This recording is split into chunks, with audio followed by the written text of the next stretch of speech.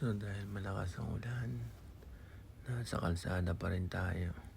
Masyadong matraffic. Inaabot na tayo ng gabi.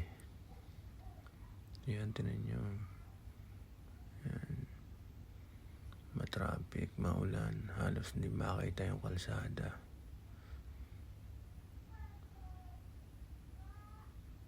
Tapos pag uwi natin, ganitong bumungad. Mayroon ng dekorasyong Christmas tree. And then kakain na dahil gutom si Rudy. Yan, may manok. Yan, sarap ihampas sa kanin yan. Tapos yun o, ang dami kong ulam. May adobo pa. Yan, ang sarap talaga ihampas sa kanin.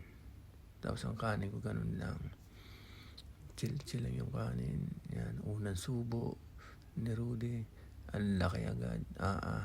Yun, thank you Lord. Tapos kukuha ng manok.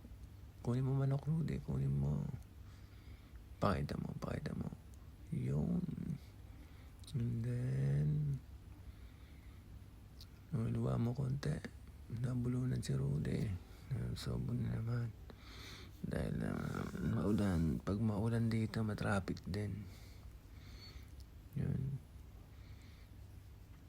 Kain ka lang dyan, Rudy, dahil alam kong gutom ka. Kailangan mo yan yun. Subo mo kunti-kunti lang. Kumain manok. Ayan. Subo mo. Yan nga palang manok, guys, ano yan? Galing pang China yan. Binili natin sa Lulu. Yan. So, nakabunot ako dahil malamig na. Malamig dito sa loob. Nalimutan ko rin magsuot ng jacket. Tapos, isusubo ko na lang para hindi ako malamigan. Tapos, kakain ako na ng adobo. Yan. Tapos, kunting chill. Yan. Nalalamigan na si Rudy. Sabi ko na nalimutan ko mag-jacket. Yan. Subo mo lang, Rudy, para matanggal ang pagod mo. Yan, subo pa yun. Dahil hapon pa lang umuulan na. So inambutan tayo ng traffic. Gabi na. Nakauwi tayo gabi na. So pagkatapos natin magbihis, diretso kain na. Yun. So dahil madalang ako magluto, so minsan mga binibili kong ulam mga prito lang.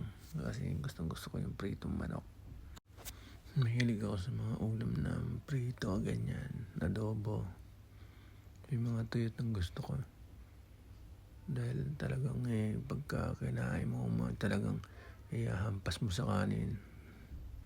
Minsan maraming kanin, minsan kakaunti. Yan, ayusin mo camera mo, Rudy, para hindi masaktan.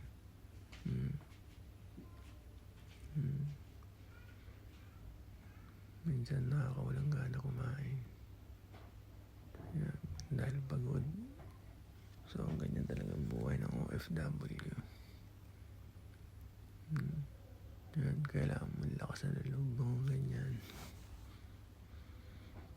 Ikain mo na lang, itulog. Mawawala rin yung pagod mo. Yan, kain mo na, Rudy. Ayun.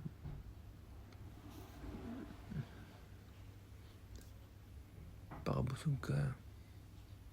Kailangan mo yan. Subo mo na konti, tapos lagyan mo manok. Diba? Manok lang ulam na. Fried chicken, tinalo pa ang Jollibee niyan. Yan, pakita mo yan. Sabihin mo kung anong gusto mo sabihin niya, Rudy. Tapos sabihin mo kanin. Subo mo kanin. Yung, ang laki na subo ni Rudy. Siya. Adobo pa. Ulamin mo yung adobo. Yun, yan, pakita mo pa.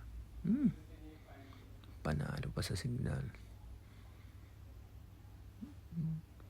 Kasi alam niyo guys, yung mga ganyang ulam talagang mahampas mo sa kanin yan. Lagas agad ang kanin pag ganyang ulam mo. So, hayaan ko lang kumakain si Rudy.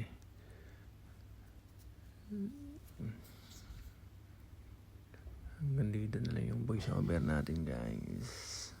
Kailangan akong magpatunog. Yun, naubos ng lamay ko sa kakasalita, kaya ganyan.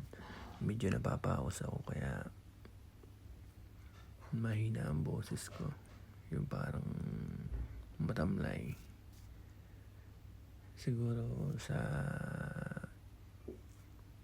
malapit na ang taglamig, kaya ganyan. Medyo may trangkaso, ganyan. Tapos umuulan pa. So, mabuti na lang may payong tayo. Kaya, peace out. Music, pasok. Boom.